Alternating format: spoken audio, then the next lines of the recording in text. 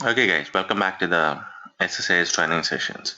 So in last session we discussed about partitions and how the automatic slices will be created, and also how to create manual slices, and unfortunately manual slices didn't was not hitting the correct partition. Um, I'm looking into this. I spoke to senior guys from Microsoft who worked on this product a lot, and once I get more updates from the guy, even it didn't work for him too. So the same scenario, I tried to reproduce the same issue and it didn't work for him. So let's see what he says, and I'll keep you posted on that. So basically, the partitions improves the performance of the processing, queue processing, as well as improve the performance of the querying. So if you create partitions, let's say the queue processing time will be reduced, as well as MDX querying time is reduced if you design the partitions very effectively. And when an interviewer asks you about the best way of improving the performance of the cube, you need to ask what performance you are targeting at, like processing performance or querying performance. If it is both, then partitions is, for in both the cases, partitions gonna help. Um, but if you're very specific about querying performance, then aggregations also plays a major role. So in this session, let's discuss about aggregations. First, what is aggregation and how it's going to use the performance of cube querying, that is using when you query using MDX queries. So if you go to the aggregations tab, this will be part of SSAS Cube Designer, and you can see few options here on top, and you can see all the partitions that are created on this scheme. Generally, you define or design aggregations for the partitions. So what aggregations will do is it will pre-calculate, pre-process the data, and it will store the data in the analysis server. So if you have aggregations defined, the first step for creating the aggregations is designing these aggregations, and then process the whole database or process the partitions. So if you do that as part of the processing, first it will read the data for the partition and then create the indexing part, and then it will create the aggregations. So the aggregations will be stored, the output of the aggregations will be stored in the analysis services. Let me show you an example. Let's take an attribute and the measure for which I created the aggregations. For example, let's take English product name and sales amount. How the data will be aggregated and what will be stored in the analysis services. Let's have a quick look at it first. So if I go to the new query and select start from dim product. This is the table which I have my dimension information, and the English product name column that we are planning to have create an aggregation is from this column. From this table. Let me copy the same and let me take fact internet sales. So if I execute these two, you can see this table has English product name and this table has sales amount somewhere. Here you can see sales amount. Now if I join these two tables, I'll name it as A inner join fact internet sales. I'll name it as B on A dot product key is equal to B dot product key. And the columns that I am interested in is English product name, comma, sales amount.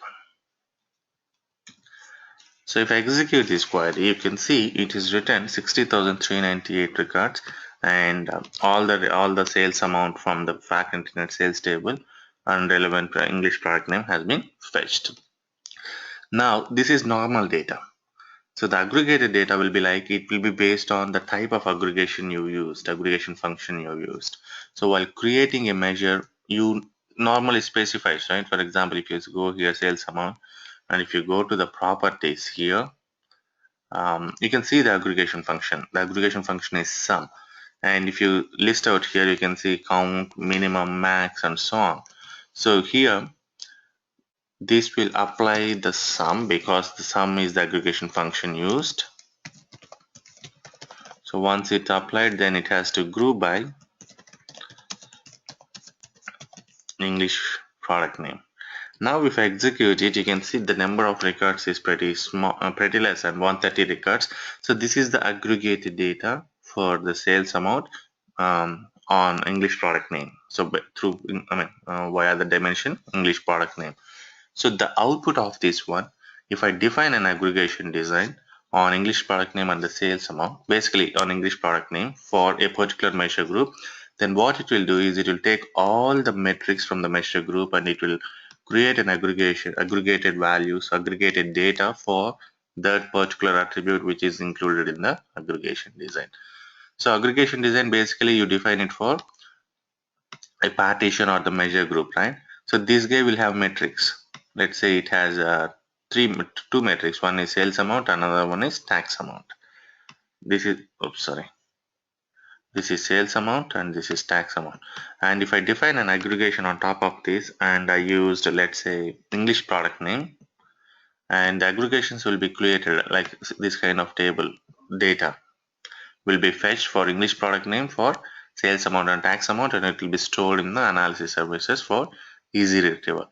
So in future, when user queries English product name and the sales amount from the data or tax amount from the cube, then instead of going here, going and calculating and processing all the information, it will check first whether it has any aggregation design for these two attributes, these two columns, like one measure and one attribute. Then if there is anything such aggregation available, then it will read the data from the aggregation. And if you see, if you read the data from aggregation for products, it was the root level data was something around 60,000 records, but the aggregated data is 130 records, and it will be very easy to fetch the data. The performance will be thus improved. And imagine you have 100 crores of data in your fact table, and there is a calendar year. And if you create an aggregation between these two, what will happen? So the years will be like 10, 15, 20 max. Last 20 years of data, last 30 years of data, hardly 100 years of data will be maintained. And 100 crores of records will be aggregated, that means pre-processed, and it will come around 100 records max, right? If it is aggregated and stored. So instead of processing all 100 crores of records when the query is triggered on the analysis service cube database, it reads from the aggregated data, which will be like 100 records or 200 records max in this case, in the case of years. So that is how the aggregations improves the performance of analysis services querying. Now, how many types of aggregations are there? There are basically two types of aggregations. One is standard and another one is usage-based aggregations. Both are having its importance. First, let's discuss about what are these two aggregation types and which one is better in which case and what are the advantages and disadvantages in both the cases. So if you see the buttons here, the first one says design aggregations, second one says usage based optimization, and the third one is assign aggregations. And you can find the same three options here on the right click. And fourth one says it's a standard view, and fifth one is advanced view. When you enable advanced view, then these buttons will be enabled. The first one is new aggregation design, new aggregation, and copy aggregation. So these three will be enabled when the advanced view is here. Then you have to define this, then these two will be enabled. First, let's go and create a standard aggregation based on this option design aggregation, using this option design aggregations, or you can simply create here. Right click, I'm selecting design aggregations. This is the welcome wizard, and the next page is like it's asking for the attributes that you want to select. So in the case of standard aggregations, what you need to do is you need to be very careful and you need to pick only those attributes which are very frequently used. For example, the users generally will not query data based on Spanish day name of the week or French day name of the week. So you don't need any aggregations for this stuff, this kind of stuff. And if there is anything which is very, very frequently used, for example, um, product category name, people will be using it very frequently, and product subcategory name, color, and English product name. So something like this. So you need to pick. This page says that aggregation user settings can be modified to include or exclude attributes from consideration. So if you pick that, okay, default means the server will be define selecting the aggregations based on the data, how much data is there. Based on that, it will pick on its own. Here you are telling the server, okay, based on the data, try to create maximum aggregations for English product name and color because users will be using these two attributes a lot. Similarly, English product subcategory name and English product category name.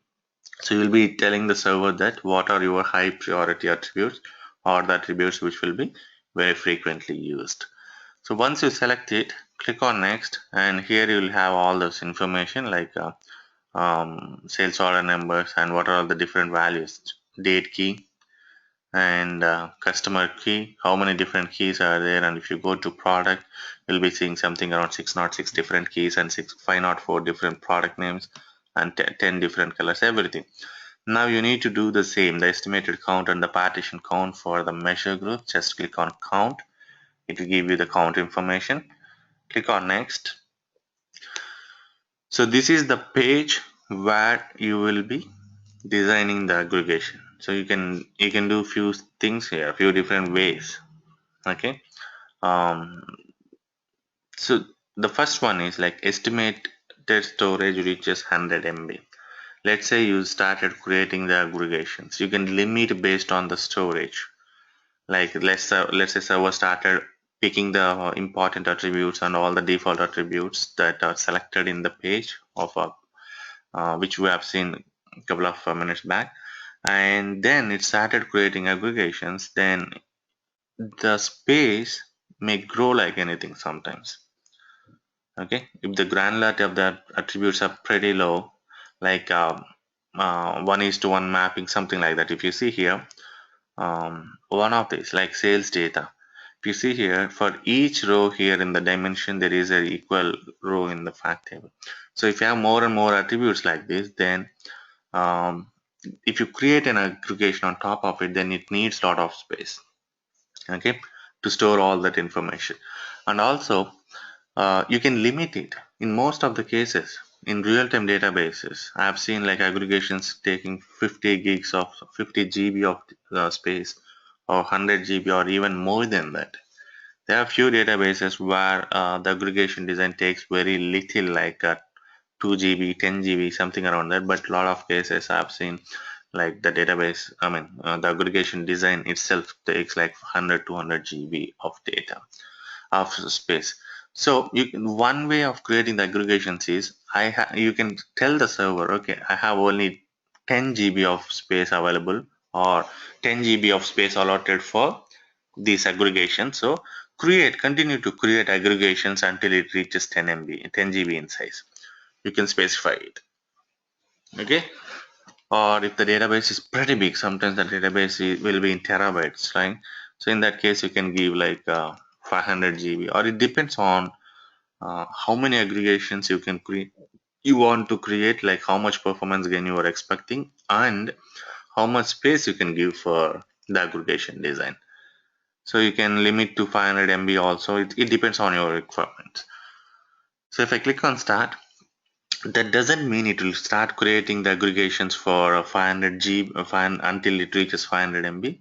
It will try to analyze the data in the partition, and then it will take a decision. Okay, for all the possibilities that are picked in the attributes, like full aggregations for 3 attributes and the remaining to default, it will decide on its own, like how many aggregations that it can create based on the data that is being pulled to the partition.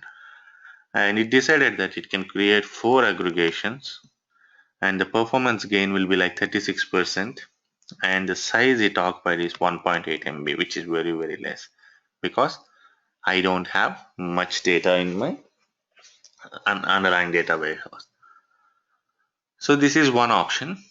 You can specify, you can limit based on the storage, how much storage you can allocate for the aggregation design. You can set that and you can create the aggregations. And the next one is performance gain reaches. So continue to create the aggregations until the performance reaches 30%. That means if you give like 30%, if you click on continue, it will say, okay, for aggregations, I can get up to 30% of performance gain. It will take you to the nearest percentage value. Like, yeah, I provided 30, right? So if it takes like 30, 40, between 30, 25 to 35, something like that. If I give 50%, that doesn't mean it will go and continue to create until the gain reaches 50%. It again depends on data that is coming. If you have some millions of records, then you can see a lot of aggregations created, like for 500,000 aggregations. And here you can see the storage goes up to 100 MB, 200 MB, something like that. So it depends on data.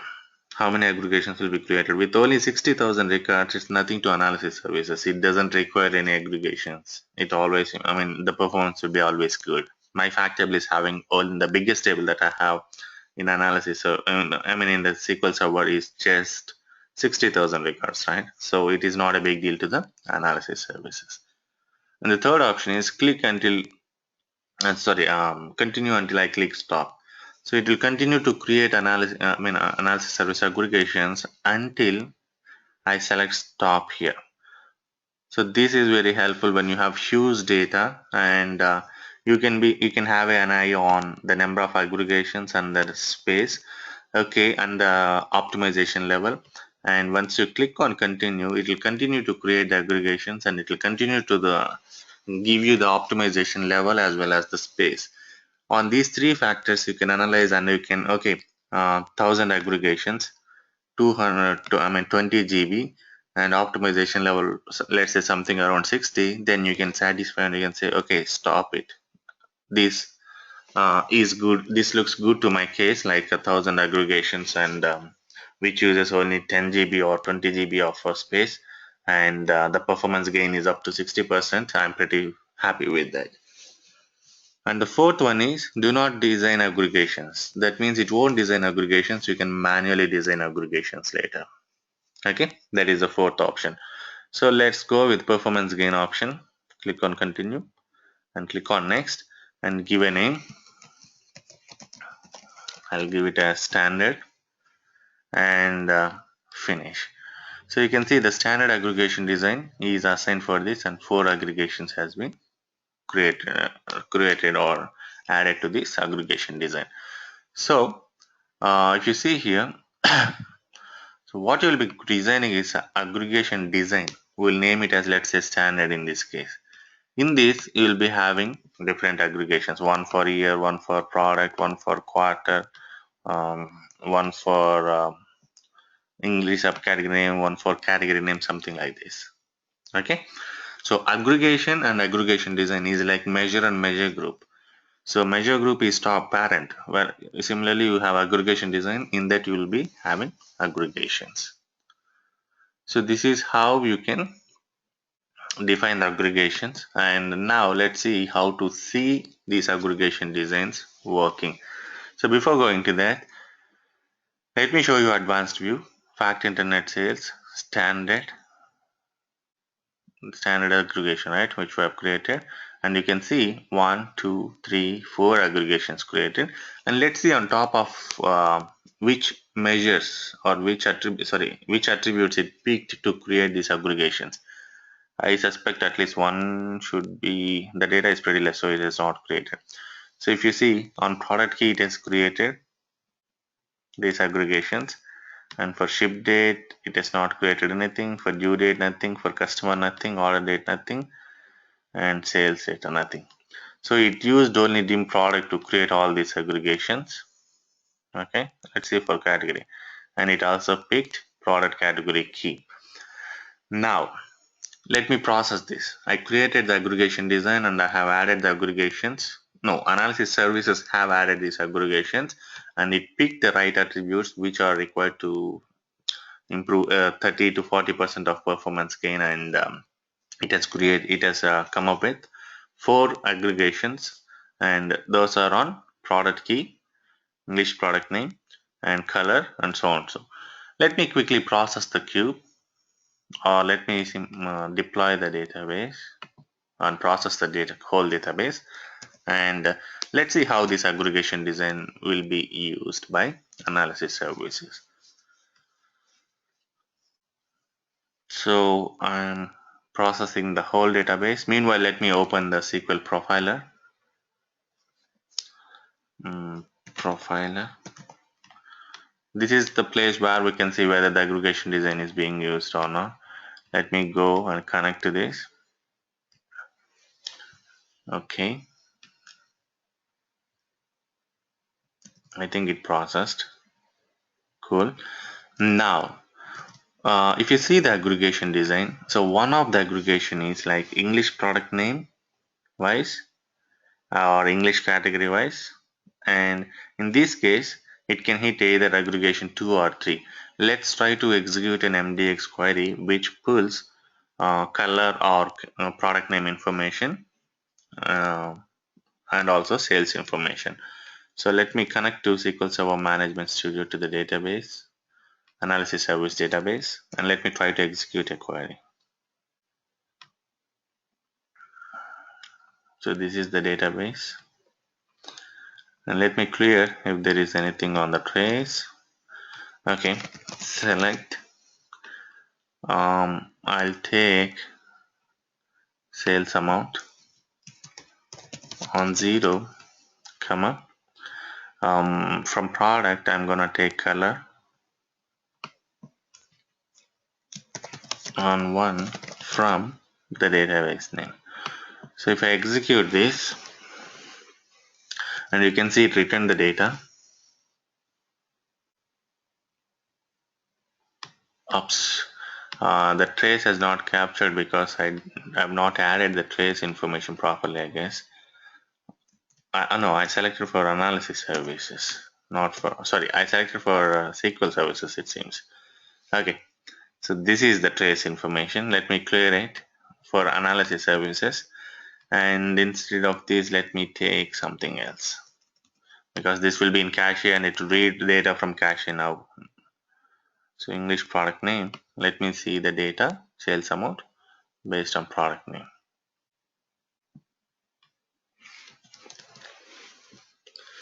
Okay, here you can see the query started and the query ended, and it was pretty quick. And if you expand this text data, you can see it is reading from the aggregation 2 and finish reading from aggregation 2. It will be easy or less number of records to read if it reads from the aggregation.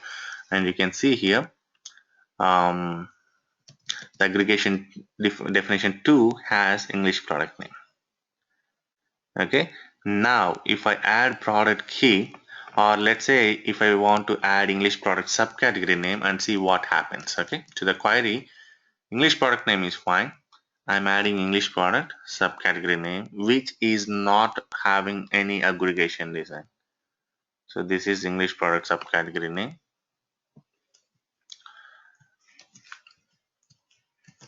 I'm executing this query. If you see here, it has gone to the fact internet sales. And here also it is reading the data from the fact internet sales instead of the aggregation. So the reason being, like, the aggregation is defined for this combination only, and if you add this one too, you can check it, you can modify anytime. The aggregation that has been designed by or defined by analysis services can be edited anytime. Here in this case, I'm adding English product subcategory name, and if I process it, I need to process, right? I modified the aggregation design. Let me process it, and then if you execute it, I hope it will pick it from the aggregation design, because the both the attributes that are required for this query has been added to the aggregation design. So if I execute it,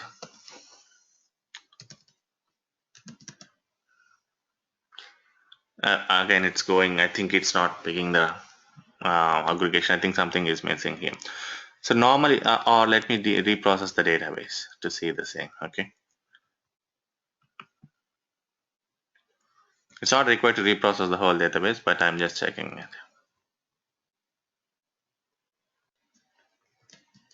Okay, let me clear this stuff and let me execute it. Okay, fine. I think it's not included properly or something problem in your design. So basically, like you can add or you can edit the aggregation design, and I think you need to add the product key for this because it's joining. So you can give it a try by having product key here and process it and try to see whether it hits the aggregations, or at least it should hit this aggregation. Let's give it a try, guys. So this is the advanced page to add the aggregations or modify the aggregations, or to see what are all the aggregations that has been defined, that are created or defined by the analysis services when you define standard aggregations. And so this is basically like if you know the number of attributes which are or the list of attributes which are frequently queried by by the analysis service cube users. So in this case, I'm the only user, but in real time there will be hundreds of users. And let's say the users are much interested in color, much interested in product, and much interested in subcategory name, and much interested in category name. Oops, I think I picked the category name here and I'm trying to query subcategory name. I'm not sure. Let me have a quick look at it.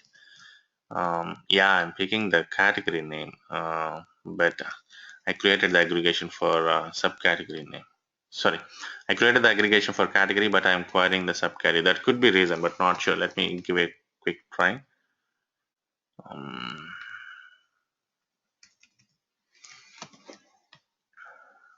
so it returned the data. See here, it's hitting from the aggregation. It's a human error.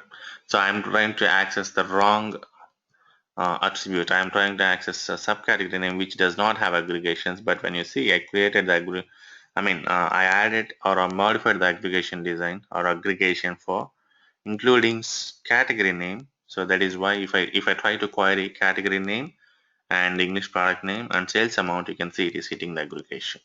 So thus it will make the work easy. The performance will be pretty faster if you define the aggregations on most frequently used combinations. This is one combination like product key, and the other one is like color and product name with category, and you can have a subcategory to one aggregation, or you can create always a new aggregation. I'll show you that how to create new aggregations too. So it's your responsibility or your job to find out the most frequently used attributes and to define aggregations on top of those attributes. If you miss any attribute which is very frequently used, then users will face a problem if in the performance if they include that particular attribute in their queries. Okay, so this is about standard aggregations. So now let's see the usage-based aggregations. What are usage-based aggregation? The name itself says that usage-based aggregations are the aggregations created on top of the queries or on based on the usage of the queue. So in this case, the first case, standard aggregations, you first define the aggregations and the aggregations will be used in the queries, right? When the user triggered an MDX query, then it will be used. But the usage based aggregations is little different. What happens here is first you will capture the queries which are triggered by the user for a certain period of time, let's say for a week or for 2 weeks or for 10 weeks, and you will create aggregations on top of it. Let's say you need so first we need to capture those queries. So to capture those queries, analysis services provided an option. If you go to the properties on analysis services, and if you go to general, you can see few properties related to this. The first one is create log table. You need to set it to true, and the second one is connection string. So the data will be the queries will be stored in the SQL Server or any database. Here I'm pointing to AdventureWorks TW, and the sampling is something which is very important, and you need to provide the value that suits your requirement better. So let's say the default value is 10. That means for every 10 queries that triggered on the analysis service database, it captures 1. So if the users in total trigger 100 queries, only 10 will be captured. That means 10 per, 1 per 10 records. So while if you want to create usage based aggregations, then I suggest you to go with 1. That means every query that is triggered on the analysis services will be captured. Okay, every query that is triggered will be captured here. And the fourth property that you need to give here is OLAP query table or OLAP query log table name. So if you provide any table name, this table will be created in the SQL Server database that you provided, or any underlying database which you provided in the connection string, and it will log all the queries in the table. So once you change these 4 properties, make sure that everything is properly given. Like at first, the query log should be true, and connection string and queries, sampling, I normally provide 1, or you can give 2. That means for every 2 queries, 1 query will be captured. If you give 3, for every 3 queries, 1 query will be captured. And the table name. So everything is fine. Let me restart the server once. I can restart the server from SSMS to click on S.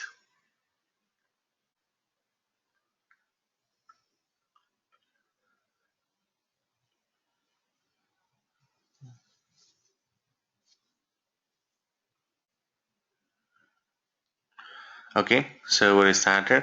Now let me quickly execute one query and see whether it will be stored. Whether it will be saved in analysis services or the query log table or not. Oops, the connection is out.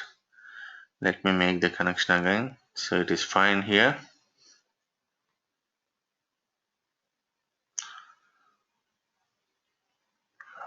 Here if you see, OLAP query log table has been created, and if I execute this query, and if I query this table, you can see the query has been stored. And the data set is very important. You don't see the actual MDX query. You will see only the data set, and the data set will have all the attributes, database dimension attributes information. So this particular query triggered by me used to category name and product name, correct? So here for product name it will be 1, and for category name it will be 1. All the remaining are zeros. That means this query used only these 2 attributes. Okay, so that is how it captures the information, the required information. So if you see this query, for every case it will be like zeros and ones. It will be for only for attributes. So based on the attributes 1 and zeros, you need to understand which dimension it is and what's the attributes that has been selected, or at least analysis services can use it pretty easily. It can easily understand what attributes are used for this query. Now I have one query here, correct? Now let me connect to the Excel, connect to the cube from Excel, and let me trigger a couple of queries pretty quickly. So I'm connecting to Excel, and let me select discount amount, extended amount, and freight amount. Oops, sorry. And under rows, let me select first name and gender, and let me make it into columns. And I'm trying different combinations. That's it. Let me select calendar year, and let me pull into the columns, and let me get the gender here again. So this is how I'm just I'm assuming myself as a user, and I'm triggering a couple of queries to the analysis service database. So let me have calendar semester, and let me have calendar quarter for due date. Okay, now let me uncheck these guys, and let me go with order date, calendar year, calendar semester, and calendar quarter. And let me take out this stuff too, and let me go to another dimension. I'll have color, wise, English product name wise, sales, and I think I better remove this first name and gender. This is taking a lot of time to query.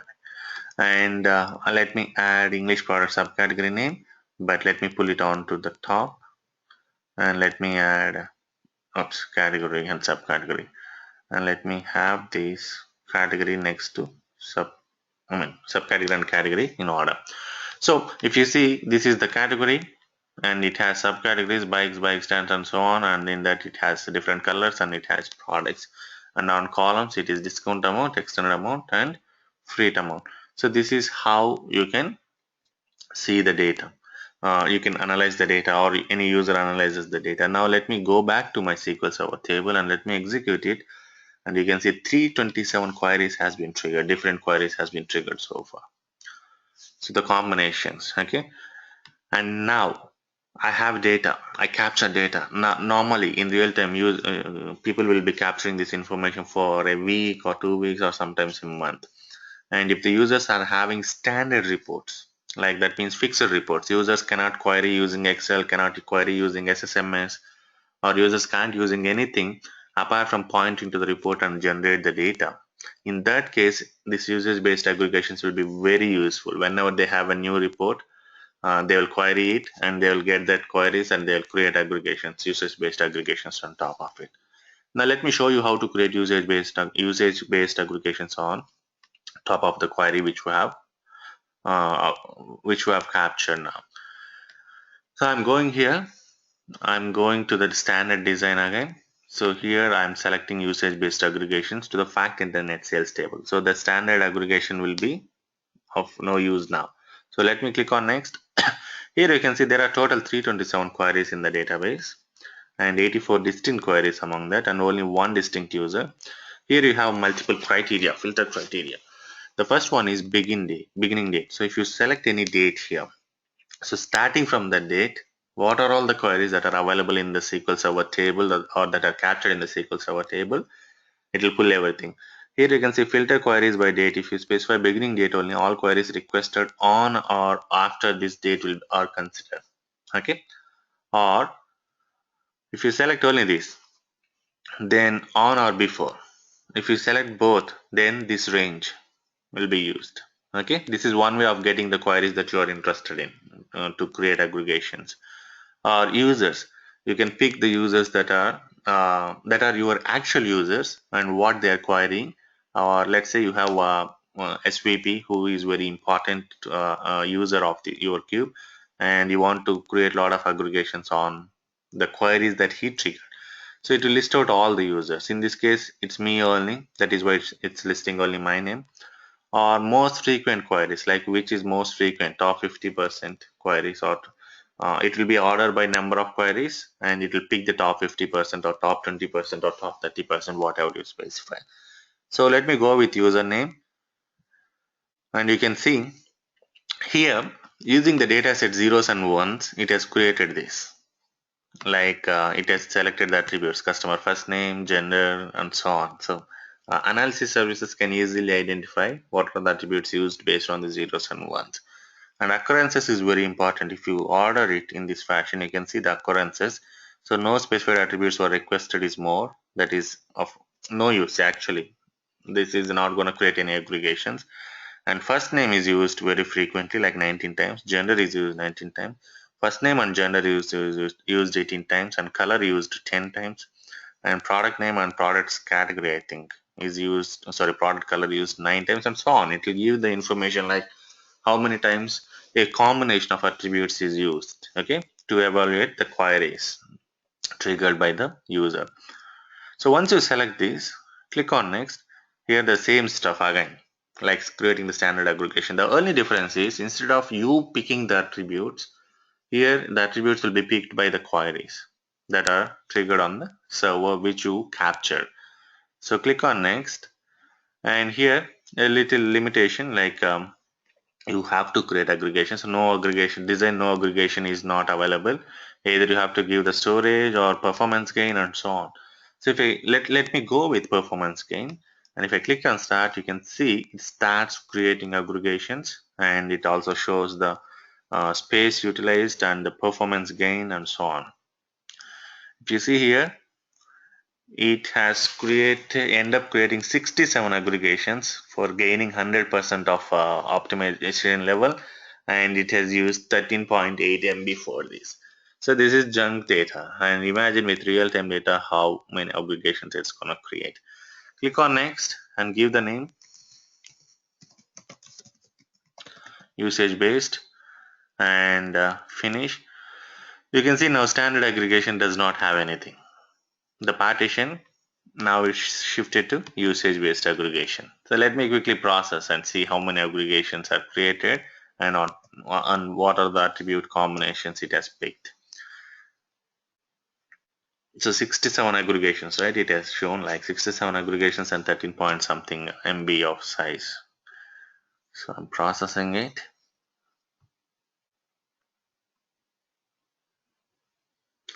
Close. Let's see our profiler whether it's up and running or not. Yes, it is running fine. 1 second. Okay. Now, if I go back to the aggregations page, this is the usage based aggregations I've created. Now let me go to advanced view. This is standard. If I go to the usage based, you can see the range 0 to 29, 29, 30 to 59 and 60 to 66. You can see it can't show everything in one page. So it is showing like range you can select, and for each range you can find out for which attributes it has created, and you can see A6 is created for color, A7 color, A8 color and so on. So this is not only with color, it's combination with color. So if you query color and English product category name, it may hit aggregation 8. Okay. Or it may hit some other. It depends on the combinations we have, and there are a lot of ranges, right? So let me execute one query and see. Here, let me execute this. I hope it will hit at least one aggregation. Oops, trace is stopped. My bad. The trace, I stopped the trace instead of clearing it. Okay, fine. Let me pick some other aggregation. Is there any aggregation for subcategory? Yeah, A9 is there for subcategory and color is A12. Let me take subcategory. Okay, this is subcategory and I think it's English product name. There should be at least one attribute, one aggregation design for this. Let's see. Okay. Here you can see aggregation 29 is used for fetching this information. So based on the queries that have triggered so far, this is getting the information from a specific attribute. And if you go and see the 29th attribute, sorry, 29th aggregation design, you can see it is for color. Oh, it's used this color even though it has no aggregation design for this. This is little weird. I mean, I can't find out which is the exact name. It should be something like reverse order or back from here you have to go for 29th, I think. Why? Because if I add one more aggregation to the existing design, okay, I'm telling you aggregation to the existing design, then it will add at 0. So 28 should be, what is it used? It used 29th. It should be from back. 66 minus 29. I'm poor in maths. Somewhere around 37th. If you go from this way, even here I don't see it here properly.